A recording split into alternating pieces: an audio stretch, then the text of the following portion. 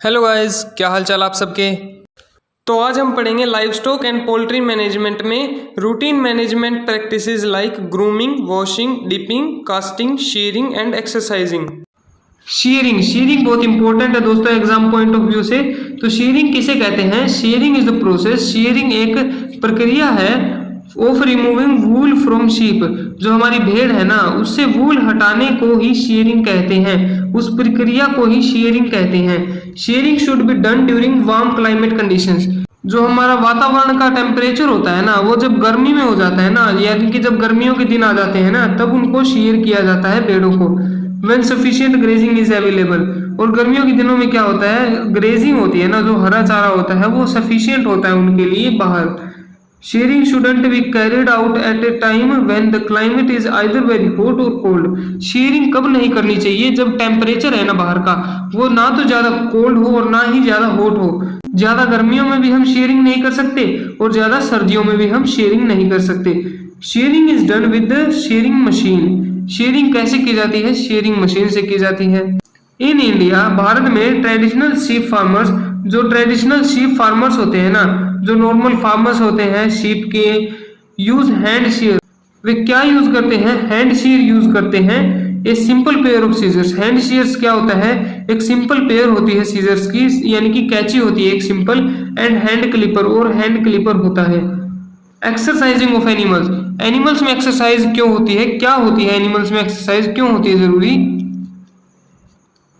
Exercising is to make muscles active and animal physically fit. Exercising क्यों करते हैं? ताकि जो हमारे एनिमल है ना, वो फिजिकली फिट रहे और जो उसकी मसल्स है ना, वो एक्टिव यानी कि उत्तेजित रहे। Minimum exercise is necessary for all animals. कम से कम एक्सरसाइज तो करवानी ही चाहिए, सब एनिमल्स के लिए जरूरी होती है। It helps in normal body metabolic process and good health. Exercising क्या हेल्प करती है कि जो हमारा जानवर है ना, उसकी मेटाबॉलिक प्रोसेस को अच्छा कर देती है, और जो गुड हेल्थ है ना, उसकी जो हेल्थ है ना, वो अच्छी हो जाती है और भी ज्यादा। Outdoor exercises exposes animal to sunlight and help in gaining vitamin D. जो जानवर बाहर एक्सरसाइज करते हैं ना, मतलब खुले में एक्सरसाइज करते हैं ना, वो क्या होता है, उन पर क्या होता है, एक्सपोज होता है किसका? सनलाइट का। मतलब उन पर सनलाइट गिरती है, and help in gaining vitamin D. और सनलाइट से क्या मिलता है उन्हें? विटामिन डी भी मिलता है। Breeding bull has to be provided loafing area of about 120 square metres to get sufficient exercise. जो ब्रीडिंग के लिए बुल होते हैं ना, उनके लिए कितना एरिया चाहिए होता है एक्सरसाइज के लिए? 120 स्क्वायर मीटर एरिया चाहिए होता है ब्रीडिंग बुल को एक्सरसाइज करवाने के लिए। इन लार्जर फार्म्स और semen banks the bulls are regularly kept on bull exerciser to avoid obesity. जो बड़े बड़े फार्म होते हैं ना, बड़े बड़े तबेले होते हैं, और जो सीमन के बैंक्स होते हैं ना, अब समझो सीमन के बैंक क्या होते हैं? जहां पर जो बुल है ना, उसका सीमन स्टोर करके रखा जाता है, उसे ही हम सीमन बैंक कहते हैं। The bulls are regularly kept on bull exerciser. जो बुल्स होते हैं ना, वहाँ के जो बैल होते हैं, उनको रोज बुल एक्सरसाइजर पर एक्सरसाइज करवाई जाती है, ताकि उन पर कोई मोटापा ना चढ़े, यानी कि उन्हें ओबेसिटी ना हो, इसीलिए उनको रोज एक्सरसाइज करवाई जाती है। Exercise in pregnant animals facilitates easy parturition. जो प्रेग्नेंट एनिमल्स होते हैं ना, उनको एक्सरसाइज करवाने से क्या फायदा मिलता है कि उनकी पार्चुरेशन होती है ना, वो आसान हो जाती है। Grazing in sheep and goat provide sufficient exercise. जो शीप और गोट होती है ना, भेड़ बकरियां होती हैं, उनमें घास चरने से ही सफिशिएंट एक्सरसाइज हो जाती है। कैसे हो जाती है? जो शीप और गोट होती है ना, भेड़ बकरियां होती हैं, वे बहुत मात्रा में होती हैं, यानी कि बहुत ज्यादा होती हैं एक फार्म में, तो उनको एक जगह घास नहीं चराया जा सकता। उनके लिए क्या करना होता है? हमें बाहर ले जाना पड़ता है उन्हें घास चराने के लिए। तो बाहर ले जाने से ही उनको सफिशिएंट एक्सरसाइज मिल जाती है। अब आ गए हैं हम कास्ट्रेशन पर। वेरी वेरी इंपॉर्टेंट टॉपिक है दोस्तों कास्ट्रेशन, तो इसे पक्का याद कर लेना। पक्का आ सकता है ये हमारे पेपर में, और नहीं आएगा तो सिंपल सी बात है दोस्तों, हमारी जिंदगी में काम आएगा, आगे हम डॉक्टर बनने वाले हैं। Making the animal unable to reproduce is generally known as castration. Castration का क्या मतलब होता है कि एनिमल होता है ना, उसको ऐसा बना देना कि बाद में वो रिप्रोड्यूस ना कर सके, उसे ही हम कास्ट्रेशन कहते हैं।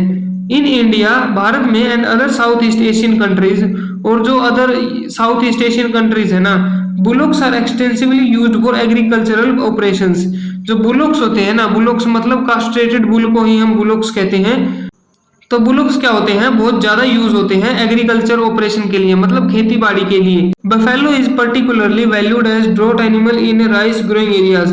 जो बफेलो होती है ना, वो पर्टिकुलरली यूज कब होती है, पर्टिकुलरली मतलब मेनली यूज कब होती है, जो राइस ग्रोइंग एरियाज होते हैं ना, जहाँ पर चावल ज्यादा उगाए जाते हैं, वहां पर यूज होती है ज्यादातर buffalo. Male cattle and buffaloes meant for work should be castrated. जो मेल कैटल और या फिर मेल बफेलो होती है ना, जो हम यूज करते हैं किसके लिए, वर्क के लिए, उन्हें जरूर कास्ट्रेटेड करना चाहिए। मतलब उन्हें ऐसा बना दो कि वो रिप्रोड्यूस ना कर सके, जिससे क्या होगा आगे हम पढ़ेंगे।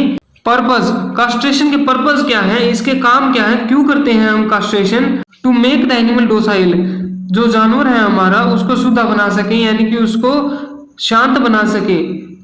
To induce faster gain in body weight and to improve the quality of meat, ताकि जो उसका वेट है वो जल्दी जल्दी गेन हो, यानी कि उसका जल्दी जल्दी वेट बढ़े। And to improve quality of meat, और उसकी जो मीट की क्वालिटी है ना वो भी इंक्रीज हो जाए। To control mix breeding, mix breeding को कंट्रोल किया जा सके। Castration also result in thick and muscular neck which facilitates the correct fitness of yoke, especially in work cattle। योक किसे कहते हैं, जो हमारी जैसे गाड़ी हो गई ना, जिसे हम बग्गी कहते हैं। बग्गी का एक सिरा बैल की गर्दन पर रखा जाता है। जिस गर्दन के भाग पर वो भाग रखा जाता है ना गाड़ी का, उसे ही हम योक कहते हैं, यानी कि इस भाग को हम योक कहते हैं। किसी बैल के इस भाग को हम योक कहते हैं। तो उसमें क्या प्रभाव पड़ेगा, कास्ट्रेशन से क्या होगा, थिक एंड मस्कुलर नेक, मतलब चौड़ी और मस्कुलर नेक हो जाएगी, मसल से भरी हो जाएगी उसकी neck. Which facilitates the correct fitness of yoke, इसे हम योग कहते हैं। तो इसकी फिटनेस भी बहुत अच्छी हो जाएगी, ये बहुत अच्छा हो जाएगा, चौड़ा हो जाएगा, मस्कुलर हो जाएगा। प्रिकॉशंस, मतलब क्या सावधानियां बरतनी चाहिए हमें कास्ट्रेशन परफॉर्म करते समय, कास्ट्रेशन करते समय। Castration should be performed during cold season, castration ठंडे मौसम में किया जाना चाहिए। And strictly avoid in rainy season for fear of fly problems, और रेनी सीजन्स में हमें कभी नहीं करना चाहिए। क्यों नहीं करना चाहिए, क्योंकि उस समय मक्खियां वगैरह ज्यादा होती हैं, मक्खियां वगैरह ज्यादा होंगी तो इन्फेक्शन फैल सकता है। Castrated animal should be rested for few days in clean and comfortable pens, जो कास्ट्रेटेड एनिमल है ना उसको रेस्ट करने देना चाहिए हमें कुछ दिनों तक। किसमें रेस्ट करने देना चाहिए, साफ और कंफर्टेबल पेन्स में उसे रेस्ट कर देना चाहिए। पेन क्या होते हैं, पेन एक टाइप से आप कमरा समझ सकते हैं, जिसमें हम हमारे जो कास्ट्रेटेड बुल है उसको रखेंगे। वो क्या होना चाहिए, क्लीन होना चाहिए, ताकि कोई इन्फेक्शन फैलने का खतरा ना हो। ऑप्टिमम एज, कास्ट्रेशन की ऑप्टिमम एज क्या होगी, यंग एनिमल्स, जो यंग एनिमल्स होंगे ना, छोटे होंगे ना, जो विद इन 3 मंथ्स, यानी कि 3 मंथ के अंदर, 3 महीने के अंदर हमें कास्ट्रेशन कर देनी चाहिए। कैसे कर देनी चाहिए, surgical method and Illustrator method से, ये आगे हम पढ़ेंगे। अडल्ट एनिमल्स में कब कर देनी चाहिए, within 1 year of age, 1 साल के अंदर कर देनी चाहिए। कैसे कर देनी चाहिए, बर्डिजो कास्ट्रेटर का यूज करके, बर्डिजो मेथड का यूज करके। आगे आ गए हैं हम मेथड, यानी कि किस किस मेथड से हम कास्ट्रेशन कर सकते हैं। पहला है बर्डिजो मेथड, दूसरा है ओपन सर्जिकल मेथड, तीसरा है रबर रिंग या फिर इलास्ट्रेटेड मेथड कहते हैं हम जिसे। तो सबसे पहले हम पढ़ेंगे बर्डिजो मेथड। बर्डिजो मेथड बताने से पहले मैं आपको बताना चाहता हूं फिर से कि ये बहुत इंपॉर्टेंट है, कास्ट्रेशन और उसके method, optimum age, precautions, purpose और जो सब कुछ है ना कास्ट्रेशन से रिलेटेड, वो सब इंपॉर्टेंट है, तो पक्का से याद कर लेना। तो अब आते हैं हम बर्डिजो मेथड पर। It is also known as bloodless castration, इसे हम क्या कहते हैं, और ब्लडलेस कास्ट्रेशन कहते हैं, क्योंकि जब इसका यूज होता है ना, जब हम बर्डिजो मेथड यूज करते हैं तो उस समय खून नहीं निकलता है, इसीलिए इसको ब्लडलेस कास्ट्रेशन कहते हैं। द बर्डिजो कास्ट्रेटर इज यूज्ड, जो बर्डिजो कास्ट्रेटर है वो यूज होता है, कहाँ यूज होता है, to crush the spermatic cord, spermatic cord होती है ना जो, उसे क्रश कर देते हैं, किससे, बर्डिजो कास्ट्रेटर से। And the stopping of blood to the testis, और इससे क्या होगा, जो टेस्टिस तक ब्लड की सप्लाई हो रही है ना वो रुक जाएगी। यानी कि कुछ ऐसा समझ सकते हो आप दोस्तों इसे, कि ये मान लो टेस्टिस है, यहाँ पर टेस्टिस है स्क्रोटम के अंदर, और यहाँ पर क्या है, स्पर्मेटिड कोर्ड है। स्पर्मेटिड कोर्ड जो है ना उसको ही हम एक प्लास जैसे, एक बर्डिजो कास्ट्रेटर होता है प्लास जैसा दिखने वाला, उससे क्या करेंगे, हम इसको दबा देंगे, दबाने से क्या होगा, ये क्रश हो जाएगी स्पर्मेटिड कोर्ड, और क्या होगा, ब्लड सप्लाई रुक जाएगी टेस्टिस तक। This results in atrophy of the testis and stoppage of spermatozoa production.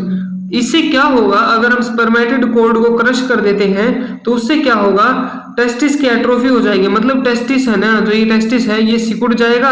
And stoppage of spermatozoa production, और जो स्पर्मेटोजोआ है ना यानी कि जो स्पर्म होते हैं ना उनकी प्रोडक्शन भी बंद हो जाएगी।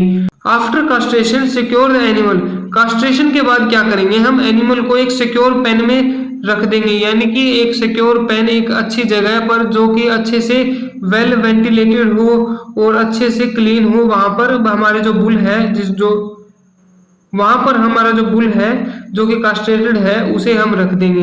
Move the spermatic cord to the side of the scrotum, अब इसमें क्या दे रखा आगे वाले पहरे में कि इसको परफॉर्म कैसे किया जाता है। इसमें क्या करेंगे हम, जो ये है ना स्पर्मेटिड कोर्ड है ना उसको एक साइड मूव कर लेंगे स्क्रोटम के, यानी कि जो स्क्रोटम है ना उसके एक साइड मूव कर लेंगे। And then clamp the burdizzo at about 3 to 5 centimetre above the testicles, और क्या करेंगे ये जो टेस्टिकल्स है ना इसके 3 से 5 सेंटीमीटर ऊपर एक बर्डीजो क्लैंप लगा देंगे, एक क्लैंप लगा देंगे, यानी कि जैसे हम हैंगर पर लगाते हैं ना चिमटी वगैरह, वैसे ही एक क्लैंप होता है बर्डीजो क्लैंप, उसे हम लगा देंगे और कुछ सेकंड के लिए हम उसे होल्ड करके रखेंगे, मतलब कुछ सेकंड के लिए उसे ऐसे ही छोड़ देंगे जैसा कि आगे दे रखा है above the testicles, and it is held for a few second, और कुछ सेकंड के लिए उसे वहीं पर रहने देंगे, मतलब 1 या 2 सेकंड के लिए रहने देंगे। Then repeat this operation on the same cord, अब इस ऑपरेशन को रिपीट करना है, किस ऑपरेशन को, जो हमने ऊपर क्लैंप लगाई थी ना चिमटी लगाई थी उसको दोबारा लगाना है, लेकिन कहाँ लगाना है, at a location about 1 centimetre below the first one, 1 centimetre नीचे लगाना है, जो हमने 5 सेंटीमीटर ऊपर लगाया था ना उसके ठीक 1 सेंटीमीटर नीचे हमें एक और क्लैंप लगाना है। ऐसे हम इसको बर्डीजो मेथड को परफॉर्म करेंगे। This method is safe, quick and less chance of getting infection, ये मेथड क्या होता है, ये बहुत सेफ होता है, क्विक मतलब जल्दी हो जाता है, and less chance of getting infection, और इसमें इन्फेक्शन के चांस भी बहुत कम होते हैं क्योंकि इसमें खून नहीं बहता है। ओपन और सर्जिकल मेथड, आप नाम से ही पता लगा सकते हैं कि सर्जिकल मेथड में सर्जरी होगी। स्क्रोटम इज ओपन, जो स्क्रोटम है ना, स्क्रोटम क्या होता है, जो थैली होती है ना टेस्टिस की, यानी कि जो हमारी थैली है टेस्टिस इसके अंदर होते हैं दोस्तों, और जो थैली होती है ना जिसमें टेस्टिस होते हैं थैली लाइक स्ट्रक्चर, उसे ही हम स्क्रोटम कहते हैं। तो इसमें क्या दे रखा है, स्क्रोटम इज ओपन, स्क्रोटम को ओपन किया जाता है, मतलब यहाँ से मान लो यहाँ से चीरा लगा दिया, एंड टेस्टिकल्स आर रिमूव्ड, और टेस्टिकल्स को यहाँ से रिमूव करके बाहर निकाल देते हैं, specially and the wound is treated with antiseptic, और उसके बाद स्टिचेस लगा देते हैं, लेकिन जो वाउंड होता है ना उसको क्या करते हैं एंटीसेप्टिक से ट्रीट करते हैं, वहां पर एंटीसेप्टिक लगा देते हैं ताकि कोई इन्फेक्शन ना फैले। इन यंग बुल्स द कोर्ड में बी कट एज सेवेजली ऑफ, जो युवा बैल होते हैं ना, युवा बैलों में क्या होता है, जो कोर्ड होती है ना यानी कि जो स्पर्मेटिड कोर्ड होती है ना उसे बेरहमी से काटा जा सकता है। But in the case of mature bulls the cord should be twisted before severing it, लेकिन जो वयस्क बैल होते हैं ना उसमें रस्सी को काटने से पहले क्या होता है उसे मोड़ा जाना चाहिए, मतलब जो रस्सी है ना, रस्सी का मतलब यहाँ पर स्पर्मेटिड कोर्ड से है, उसे मोड़ा जाना चाहिए काटने से पहले, किसमें, मैच्योर बुल्स में, वयस्क बैलों में। रबर रिंग या फिर इलास्ट्रेटर मेथड, अब ये कौन सा मेथड होता है, strong and tight rubber ring placed around the cord at an early age of calf, एक रबर की रिंग लगाई जाती है जो कि बहुत स्ट्रॉन्ग होती है और टाइट होती है, कहां पर लगाई जाती है, around the cord at an early age of calf, spermatic cord के अराउंड लगाई जाती है, मतलब जैसे कि एक टेस्टिस हो गया और यहाँ से स्पर्मेटिड कोर्ड जा रही है, तो हम क्या करेंगे एक टाइट रबर रिंग लगा देंगे यहाँ पर, कहां पर, कोर्ड के चारों ओर लगा देंगे, अर्ली एज ऑफ काफ, जब काफ बहुत छोटा होगा, बछड़ा बहुत छोटा होगा तब। This creates constant pressure and the testicles are atrophied and absorbed and the ring drops down, इससे क्या होता है लगातार दबाव बनता है और जो टेस्टिकल्स होते हैं ना वो सिकुड़ जाते हैं, and absorbed and the ring drops down, और जो रिंग होती है ना वो नीचे गिर जाती है। Elastrator rings are very painful to the animal, जो इलास्ट्रेटर रिंग होती है ना वो बहुत दर्दनाक होती है एनिमल के लिए, and so it is not usually recommended, तो इसे हम यूज नहीं करते हैं लगभग। ऑप्टिमम एज, जो कम से कम एज है वो कितनी होनी चाहिए इलास्ट्रेटर मेथड को अपनाने के लिए, वो होनी चाहिए 3 मंथ से कम, तभी हम इलास्ट्रेटर मेथड यूज कर सकते हैं। तो आशा करता हूं कि आपको वीडियो समझ में आई होगी, पसंद आया तो सब्सक्राइब करो, क्योंकि पसंद ना आने का तो सवाल ही नहीं उठता, आपने यहाँ तक देखी है तो पसंद आई होगी, तो सब्सक्राइब कर दो यार, फ्री है।